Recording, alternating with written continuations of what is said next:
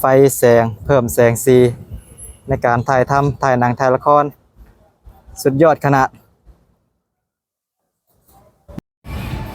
เอามาเบื้องหลังน้ำกันนะพี่น้องตอนนี้ฮอดสากบูแล้ว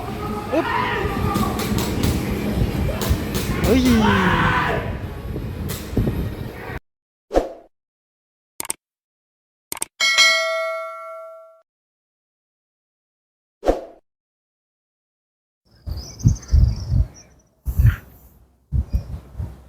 ฮัลโหลกับทักทายสบายดีและสวัสดีพ่อแม่พี่น้อง FC เบิร์ดสุขุสุขคนเด้อยินดีต้อนรับทุกคนเข้าสู่ช่องของบ่าวจิตบ้านโคอีกแล้วเนาะพี่น้องเอ้ยสบายดีบรรยากาศยามแรงๆเนาะตะเวนกำลังสิตกดินพี่น้องเอ้ยมื้อนี้บ่าวจิตก็บ่ได้เฮ็ดงานเนาะหยุดงาน1มื้อเพราะว่ามีกองหนังเนาะพี่น้องเอ้ยกองถ่ายหนังเพิ่นได้มาเซาห้านบ่บ่าวจิตเฮ็ดงานเพื่อเฮ็ดการถ่ายหนังถ่ายละครเนาะบ่าวจิตก็เลยได้หยุด1มื้อนี้เอาเนาะพี่น้องเอ้ยเดี๋ยวบ่าวจิตสิพาไปเบิ่งกองถ่ายเนาะว่ามันมีอีหยังแน่เนาะกองถ่ายหนังที่เพิ่นได้มาเซาห้านถ่ายนะพี่น้องเอ้ยบ่แม่นถ่ายหนังธรรมดานะพี่น้องเอ้ยบ่าวจิตเบิ่งจากอุปกรณ์เนาะบ่ว่าสิเป็นกล้องทีมงานเนาะอุปกรณ์ต่างๆนี่บ่ธรรมดานะพี่น้องเอ้ยเป็นหนังฮอลลีวูดเนาะป๊าดโทบ่าวจิตก็ยังบ่เคยเห็นกองหนังที่แบบสิมีทีมงานหลายปานนี้เนาะมีทีมงานหลายแล้วก็เครื่องกล้องเนาะอุปกรณ์ในการถ่ายนี้มีครบเซตนะพี่น้องเอ้ยป๊าดโทบ่จิตเห็นก็ยังตื่นเต้นเนาะบ่เคยเห็นแบบนี้มาก่อนนะพี่น้องเอ้ยครั้งแรกในชีวิตที่ได้เห็นแบบเบื้องหลังเนาะเบื้องหลังการถ่ายหนังถ่ายละครฮอลลีวูดพี่น้องเอ้ยเนาะเดี๋ยวสิพาไปเบิ่งนํกันบรรยากาศยามแรงๆเนาะเดี๋ยวให้เบิ่งบรรยากาศรอบๆอยู่เทิงดาดฟ้าตอนนี้บ่จิตอยู่รูฟท็อปเนาะพี่น้องเอ้ยเดี๋ยวให้เบิ่งให้ชมบรรยากาศยามแรงๆอยู่ที่กรุงเทพก่อนเนาะนี่ตะเวนกำลังค่อยค่ำลงดินนะพี่น้องเอ้ยผู้บรรยากาศยามแรงๆเนาะพี่น้องเอ้ยอยู่ที่ใจกลางเมืองกรุงเทพมหานครประเทศไทยเนาะนี่สวยงามมีแต่ตึกแต่ลาเนาะพี่น้องเอ้ยถ้าว่าเวลากลางคืนนี่แห้งงามเนาะมีแต่แสงสีเนาะบรรยากาศยามแรงๆนี่วันนี้ก็เป็นวัดใหญ่ขนาดเนาะวัดนี่กำลังสร้างต่อเติมเนาะนี่เดี๋ยวพา FC ไปเบิ่งเบื้องหลังการถ่ายหนังถ่ายละครอยู่ทางฝั่งไทยเนาะบ่าวจิตเกิดมากับบ่เคยเห็นเบื้องหลังจักเทื่อเนาะเบื้องหลังการถ่ายหนังถ่ายละครอยู่ทางฝั่งไทยนี่เป็นแนวใดเนาะพี่น้องเอ้ยบ่าวจิตเห็นครั้งแรกเนาะเดี๋ยวพา FC ไปเบิ่งไปส้นนํกันบ่าวจิตเห็นก็ยังตื่นเต้นเนาะพี่น้องเอ้ยป๊าดโธอุปกรณ์ในการถ่ายทำนี่มีครบเซตเนาะบ่ว่าสิเป็นทีมงานเนาะอุปกรณ์กล้องอุปกรณ์แสงสีเนาะมีครบจัดหนักจัดเต็มเลยหนังฮอลลีวูดอยู่ทางฝั่งไทยเนาะเพิ่นถ่ายลงบัดจิตไปถามเพิ่นเนาะว่าลงช่องใดมาจากช่องใดเพิ่นบอกว่ามาจากNetflix เนาะถ่ายลง Netflix นะพี่น้องเอ้ยนี่บ่ธรรมดาเนาะอันนี้ก็เป็นอุปกรณ์เพิ่มแสงเนาะพี่น้องเอ้ยนี่ไฟเพิ่มแสงไฟเวลาถ่ายกลางคืนก็เปิดเพิ่มแสงเนาะพี่น้องเอ้ยเพิ่นมาเช้าห้านนี่ตั้งแต่10 โมงเนาะ10 โมงจนฮอดตี 3เนาะพี่น้องเอ้ยถ่ายตั้งแต่ตอนเว้นจนฮอดกลางคืนเนาะอันนี้ก็เป็นไฟแสงสีบ่าวจิตอยู่ตึก4-5 ชั้นนะพี่น้องเอ้ยแต่ว่ารถอันนี้ก็ยังขึ้นมาฮอดว้าตัวสูงขนาดเนาะนี่ไฟแสงเพิ่มแสงสีในการถ่ายทำถ่ายหนังถ่ายละครสุดยอดขนาดเดี๋ยวแอบส่องเบิ่งทีมงานก่อนเนาะทีมงานถ่ายหนังบ่ฮู้ว่าหนังสิเป็นแนวใดเนาะพี่น้องเอ้ยบ่จิตก็ถ้าติดตามรับชมว่าเป็นหนังเรื่องใดเนาะเปิดมาถ่ายอยู่ที่กรุงเทพถนนเยาวราชเนาะนี่ข้างล่างก็จะเป็นทีมงานในการถ่ายทำอุปกรณ์กล้องเนาะพี่น้องไอ้ครบเซตป๊าดโธนี่เนาะตื่นเต้น บ่เคยเห็นมาก่อนนะพี่น้องไอ้เบื้องหลังการถ่ายหนังถ่ายทำละครอยู่ทางฝั่งไทยนี่อุปกรณ์ครบ มาเป็นรถ10ล้อเลยเนาะพี่น้องเอ้ยขนอุปกรณ์มาอืมบรรยากาศยามแรงๆเนาะบอนพุ่นก็จะเป็นอุปกรณ์กล้องคือกันเนาะอืมเว้นนี่เพิ่นถ่ายอยู่ถนนเยาวราชเนาะบาจิตก็ไปแอบส่องเบิ่งอยู่แต่ว่าบ่ได้ถ่ายให้ FC ได้เบิ่งเนาะย่านเพิ่นบ่ให้ถ่ายไปแอบส่องเบิ่งเพิ่นก็ถ่ายตั้งแต่ถนนพุ่นมาเนาะถ่ายมาเรื่อยๆแล้วก็มาฮอดมาหยุดอยู่บอนห้านบาจิตเฮ็ดงานเนาะพี่น้องเอ้ยห้านตุกๆนี่เพิ่นได้เซาห้านไว้เรียบร้อยเนาะอ่าเซาแล้วก็มาถ่ายอยู่แถวหน้าห้านนี่แหละแล้วก็ภายในห้านแน่เนาะพี่น้องเอ้ยก็ดีเนาะโปรโมทห้านไปในโตเลยนี่โอ้พา FC มาเบิ่งเบื้องหลังเนาะเบื้องหลังการถ่ายหนังถ่ายทำละครว้าวสุดยอดไปเลยนี่ไฟแสงสีเนาะเดี๋ยวถ่าเบิ่งพระเอกก่อนพี่น้องเอ้ยเป็นแนวใดเนาะ เดี๋ยวบันจิตสิรักถ่ายให้เบิ่งเนาะถ่าเบิ่งตอนเพิ่นถ่ายตอนนี้กำลังเตรียมสถานที่อยู่เนาะเตรียมสถานที่เตรียมจัดแจงบอลอยู่ตอนนี้กำลังเตรียมเครื่องเตรียมของอยู่เนาะพี่น้องเอ้ยเพื่อสิได้ถ่ายแต่ละฉากแต่ละตอนนี้บ่แม่นง่ายเด้เนาะว้าโธ่โอ้กำลังเตรียมอุปกรณ์เนาะทางด้านพุ่นก็จะเป็นตัวประกอบเนาะตัวประกอบกันหลายผู้หลายคนเลยเนาะพี่น้องเอ้ยน่าจะมีฉากบู๊เนาะตอนนี้เห็นเพิ่นเซารถตุกๆมานำโอ้ว้าโธ่สุดยอดถ้าเบิ่งถ้าส้นน้ำกันนะพี่น้องเอ้ยเดี๋ยวจะแอบถ่ายให้เบิ่งเนาะน่าจะมีฉากบุมันให้เบิ่งเอามาเบิ่งหลังน้ำกันนะพี่น้องตอนนี้ฮอดฉากบุแล้วอุ๊บเฮ้ยอันนี้ก็คือพี่แอลโอรถนะพี่น้องเอ้ยป้าเถอะแต่รถตุกๆป้าเถอะจัดนักจัดเต็มขนาดนะพี่น้องเอ้ยบ่ว่าสิเป็นไฟแสงสีโอ้ทางพุ่นกระแมนเนาะไฟเพิ่นได้จัดฉากไว้ป๊าดโถแอบส่องเบิ่งก่อนนะพี่น้องเอ้ยนี่เบิ่งหลังเนาะป๊าดโถคักเนาะเฮ้ยเบิ่งนางเอกเพิ่นก็เบิ่งเป็นได้คักบ่ป๊าดโถเบิ่งหลังเนาะพี่น้องเอ้ยเบิ่งหลังยังคักปานนี้ถ้าว่าเบิ่งตัวละครคือสิคักเนาะเพิ่นเฮ็ดฉากบู๊แล่นมาแต่พุ่นนะพี่น้องเอ้ยแล่นยิงกันขี่รถตุกๆไปสองคันบ่รถใหญ่ขนาดนะพี่น้องเอ้ยคักเอลีป๊าดโตกินนี่ไปแล้วเทค1อันนี้เทค2เนาะเทค1น่ะเฮามาบ่ทันเทค1อันนี้ได้ยินแต่เสียงห้องเสียงปืนพี่น้องเอ้ยเสียงห้องเพิ่นตามล่าว่าท่านนะแต่ว่าแบบประมาณไล่ตามรถบ่ทันน่ะผู้กินนี่นะบัจิตรู้จักอยู่เคยเห็นอยู่ในโซเชียลก็คือ LO รถนะพี่ LO รถเพิ่นก็เป็นคนดังเนาะมาแสดงเป็นผู้ร้ายแบบนี้เนาะน่าจะประมาณนั้นนะน่าจะเป็นผู้ร้ายได้นะแต่ว่าตัวเด็กที่เพิ่นปัจจุบันเพิ่นเป็นพระเอกบ่ฮู้ได้เนาะถ้าเบิ่งถ้าโซนเหมือนกันพี่น้องเอ้ยอยากเบิ่งอีกเลยเนาะบ่าวจิตเกิดมายังบ่เคยเห็นการแสดงหนังแบบนี้มาก่อนเลยเนาะพี่น้องเอ้ยตื่นเต้นแฮงเนาะได้เห็นเบื้องหลังครั้งแรกในชีวิตพี่น้องเอ้ยว้าเป็นจังได๋ตื่นเต้นคือกันบ่เจ้าตื่นเต้นเนาะม่วนนี่ขนาดเบื้องหลังยังม่วนเนาะพี่น้องเอ้ยเห็นแต่เดียวยังม่วนขนาดเบื้องหลังยังม่วนถ้าเบิ่งตัวละครแฮงสิม่วนเนาะแต่บ่ฮู้ว่าเฮาส่องบ่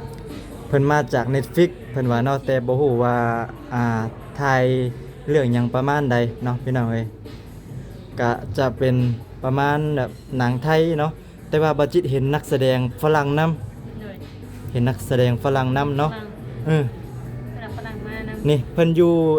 ร้านอาหารบ่จิตนี่เพิ่นมานั่งพักนั่งพรอยู่บ่นี้แหละลงไปเบิ่งอยู่กินนี่แต่ว่าบ่กล้าถ่ายย่านเพิ่นบ่ให้ถ่ายเนาะเพิ่นบ่ให้ถ่ายคลิปพี่น้องไอ้บ่จิตก็รักถ่ายเนาะ ตื่นเต้นเทคหนึ่งผ่านไปเทคสองเนาะถ้าเบิ่งสิมีเทคสามอยู่บ่นะพี่น้องเอ้ยกำลังสิมาบ่เด้อเอาถ้าเบิ่งตัดส้นกันอีกรอบหนึงเนาะพี่น้องเอ้ยบัดจิตไทยเบิ่งหลังให้เบิ่งนํกันเนาะบัดจิตมักอยู่อย่างหนึงเนาะก็คือแบบเพิ่นจัดไฟแสงสีคือจัดเต็มแฮงอันนี้เบิ่งเนาะอันนี้ก็เป็นสีฟ้าๆนี่พี่น้องเอ้ยเพิ่นขึ้นไปจัดฉากจัดไฟอยู่เทิงดาดฟ้าปุ๊เนาะอยู่รูปท็อปแยงลงมาพี่เนาะพี่น้องเอ้ยโธ่จัดฉากจัดแสงสีไฟแสงสีจัดเต็มเลยทั้งพุ่นก็แม่นเนาะปุ๊ก็คือทีมงานนี่มาหลายแห้งอยู่ดีเพิ่นจัดฉากไว้คักกะถ่ายไปฮอดตีสามเนาะเพิ่นว่าประมาณนั้นโอเคถ้าเบิ่งนำกันสิมาอยู่บ่เนาะนี่ก็เป็นทีมงานเพิ่นอยู่ข้างล่างเนาะ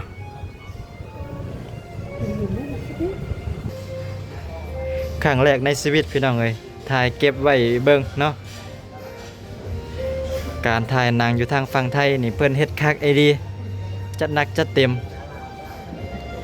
ทีมงานนี่ก็คือแบบมา40-50คนได้มั้งเนาะพี่น้องเอ้ยทีมงานเพิ่นนี่หลายอีหลีคนกันมาเบิดทั้งกองถ่ายเนาะใกล้สิมาแล้วบ่อยากเบิ่งเด้นี่นางเอกเพิ่นก็ตื่นเต้นเนาะเพิ่นก็บ่เคยเห็นคือกันกับบาจิตตื่นเต้นบ่ถ้าเบิ่งนำกันใส่คือเงียบบัดนี้ใกล้แล้วบ่ มาแล้วใส่มาแล้วเคารพเลยเนี่ยไฟแสงสีมา มาแล้วเฮ้ยบ่แม่นนี่เฮ้ยบ่แม่นรถตำรวจ คุณตำรวจนำพา โอ้ยเฮ็ดให้ข่อยตื่นเต้น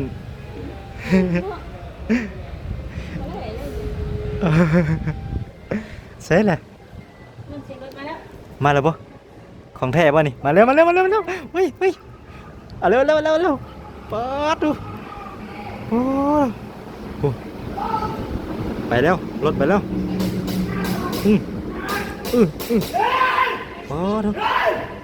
โอ้แต่ย่านแท้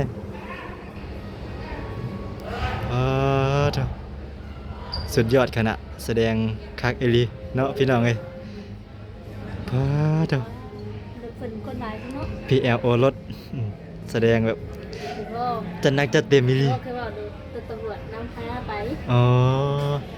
รถตำรวจนำไปเนาะนำทางพี่น้องเอ้ยมันสิได้บ่มีสิ่งกีดขวางเนาะให้ตำรวจนำทางไปก็คือปิดถนนเด้ คือปิดถนน ถนนนี่ก็คือบ่ให้คนย่างผ่านบ่ให้รถขี่ผ่านนะพี่น้องปิดถนนเลยถนนนี่โธ่ลายเต็มโต PLO รถแสดงคักอีดีเนาะห้องแบบจัดหนักจัดเต็มอีหลีจนตื่นหมดใช่จะถ่ายทันบ่ถ่ายเก็บไว้เบิ่งเนาะตื่นเต้นมาจะตื่นเต้นเนาะนี่เทคนี่เป็นเทคที่3เนาะเทคยังบ่ผ่านถ่ายไปแล้วเทค1เทค2เทค3นี่สิผ่านหรือบ่เทคนี่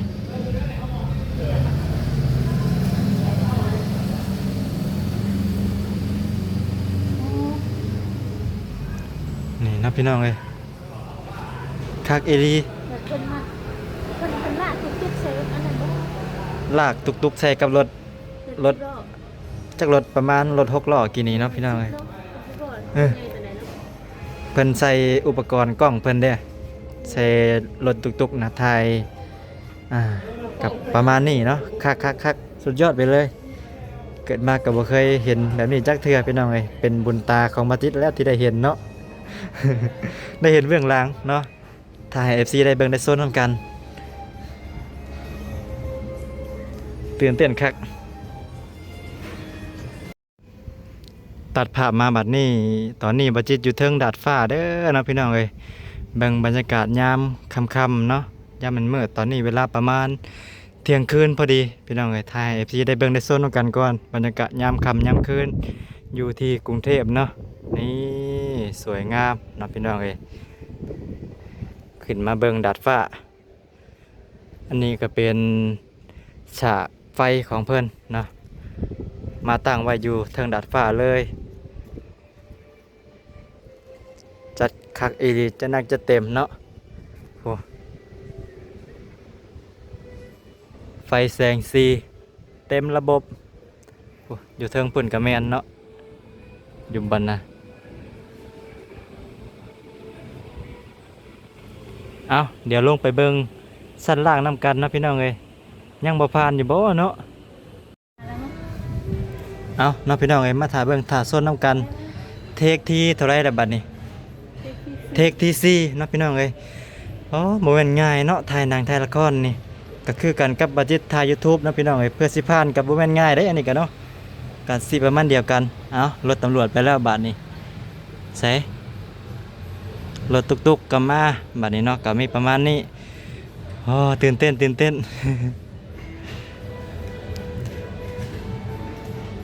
เพื่อสิผ่านเนาะบ่แม่นง่าย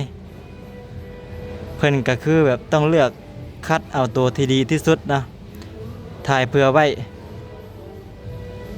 มาแล้วแลนมาแล้วพี่น้องเอ้ยปาดโถไปแล้วนี่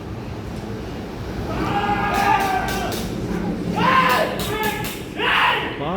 ดโถไปแล้วนะผมใส่ตุกๆไปว้าเถอะคักขนาดเนาะใส่อารมณ์จัดหนักจัดเต็มมิลลีว้าเถอะโอ้แกะเสือเลย โอ้โถคักอีดีเนาะแสดงคักใส่อารมณ์แบบจัดหนักจัดเต็มเลยถ้าเบิ่งถ้าโซนกันนะพี่น้องไอ้ว่าสิเป็นหนังเรื่องใดเนาะบาจิตก็ยังบ่ทันได้ฮู้อยู่หน้าตาดีนะ ไผหน้าตาดี ที่ไหน อ้ายนี่บ่อ้ายแอลรถนี่บ่อ้าเถอะโอ้จนเป็นวินเลยพี่น้องไอ้แล่น เนาะดมยาดมเลยเออเพิ่นก็แล่นมาผู้แล่นบ่เทื่อเพิ่นแฮงเนาะพี่น้องเอ้ย4-5 เทคเนี่ยเนาะยังบ่ผ่านอยู่ก็เมื่อยเด้เป็นมาจิตก็เมื่อยเด้เนาะอ้าเถอะ เป็นคนขี่รถแล้วเนาะ อืมโอ้ดมยาดมเลย ถ้าเกิดเทศคนขี่รถ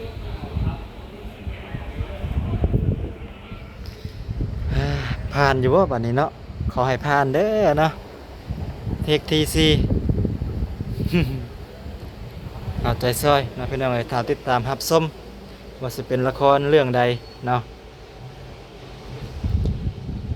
สุดยอดเกิดมายังบ่เคยเห็นพี่น้องเอ้ยเนาะครั้งแรกในชีวิตถ่ายให้ FC ได้เบิ่งในโซนน้ำกันก่อนเนาะเบื้องหลังถ่ายเบื้องหลังให้เบิ่งเล็กๆน้อยๆพี่น้องเอ้ยเนาะสิถ่ายเบิดทุกซับทุกตอนก็บ่ได้เนาะยันเพิ่นบ่ให้ถ่ายเนาะโอ้มาแล้วเนาะพี่น้องเอ้ยโอ้มาเบิดทีมงานบัดนี้หลายขนาดเนาะแม่นเบิดนี่ทีมงานเพิ่นเบิดเนาะพี่น้องเอ้ยนี่พระเอกเฮาเนาะ หน้าพวกนี้แล้วเป็น สิมาถ่ายบอนนี่ต่อเนาะพี่น้องเอ้ยน่าจะแม่นเนาะน่าจะมาเอาบอนนี่ต่อ เก็บก่อนเลย ถ่ายเบิ่งน้ำกันนะพี่น้องเอ้ยบัดจิตสิถ่ายจนกว่าเพิ่นสิปิดกองพุ่นแหละเนาะปิดกองตี 3 อยากเบิ่งเนาะพี่น้องเอ้ยอยากเบิ่งอยากส้มโอ้โหโถทีมงาน อันนี้ยังมาบ่ครบได้นี่เนาะมาครบก็เกือบ100พุ่นแล้วกำลังเตรียมสระเนาะจัดสระมันยังบ่คักบ่กินนี่ เคปึ๊บปึ๊บปึ๊บปึ๊บปึ๊บปึ๊บปึ๊บ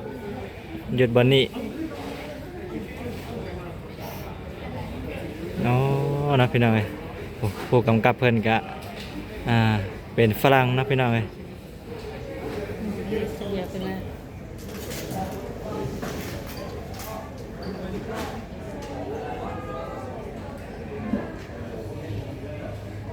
บรรยากาศสดๆนะพี่น้องเอ้ยอยู่ในกองถ่ายหนังละครไทย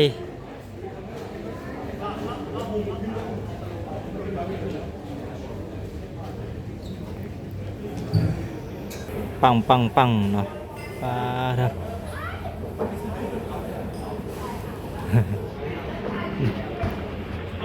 อุปกรณ์กล้องเพิ่นกะคักเอหลีเนาะโอ้เนาะทีมงานกะลายหนังต้องดังแน่นอนนะพี่น้องเอ้ยเพิ่นลงทุนคือสิหลายขนาดหลายล้านเนาะลงทุนนี่แค่เพิ่นเซาห้านเนาะเซาห้านอันบอลบัดเจ็ตเฮ็ดงานนี่กะตกไป 30,000นั่นนะพี่น้องเอ้ย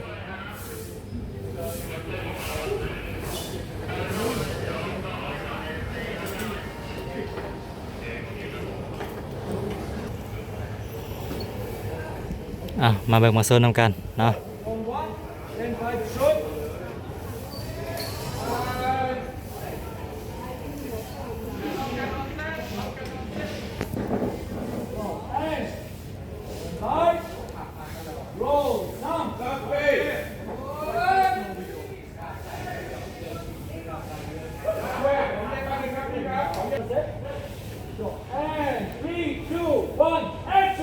แอคชั่นมาแล้วมาแล้ว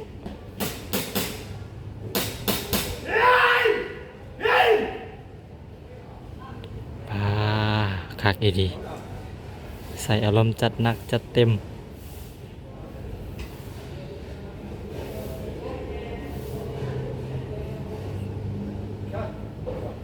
คัดผ่านอยู่บ่เนาะนี่เนาะผู้กำกับเพิ่นกะอยู่บ่นี่นะพี่น้องเอ้ยนี่ผู้กำกับก็เป็นฝรั่งเนาะฝรั่งมีนักแสดงฝรั่งนำพี่น้องเอ้ยคักอีหลีเนาะอันนี้ก็เป็นไฟแสงสีในเด้อเนาะพี่น้องเอ้ยโอ้สีฟ้านะเพิ่นจัดฉากจัดแสงเอ้าเนาะพี่น้องเอ้ยก็คือสิมีประมาณนี้แหละเนาะถ้าว่าถ่าให้เพิ่นปิดกองนี่ก็คือสิ แจ้ง เดึกเติบเนาะก็คือ 3-4 โมงพุ่นแหละพี่น้องเอ้ยเพื่อเพิ่นสิถ่ายแล้วเนาะบัดนี้ก็ขอตัวไปพักผ่อนก่อนบาดนี้ขอตัวไปเก็บแฮงเนาะมื้ออื่นก็เฮ็ดงานต่อเนาะก็ถ่ายเบื้องหลังให้ FC ได้เบิ่งได้ชมนํกันเพียงส่ำนี้ก่อนเนาะพี่น้องเอ้ยสำหรับคลิปนี้บัดนี้ก็ขอตัวไปนอนก่อนบ่ไหวแล้วเนาะสิฮอดตี 1แล้วตอนนี้โธ่ ถ้าว่าถ่าให้ปิดกล้องก็คือสิบ่ได้รับบ่ได้นอนโอเคเนาะสำหรับคลิปนี้บัดจิตก็ขอจบคลิปไว้เพียงสำนี้ก่อนเด้อเนาะถ่ายเบื้องหลังการถ่ายทำหนังละครให้ FC ได้เบิ่งได้ชมนํกันเนาะบัดจิตก็เห็นนํกันครั้งแรกนี่แหละเนาะพี่น้องเอ้ยเกิดมาก็ยังบ่เคยเห็นเนาะโอเคเนาะจังได๋ก็ฝากให้ FC ฝากเป็นกำลังใจให้บัดจิตหน่อยเด้อเนาะแล้วก็ฝากเป็นกำลังใจให้ทั้งทีมงานกองถ่ายหนังนำเนาะโอเคสำหรับคลิปนี้บัดจิตขอตัวลาไปก่อนเด้อเนาะพี่น้องขอตัวไปพักผ่อนก่อนเนาะบ๊ายบาย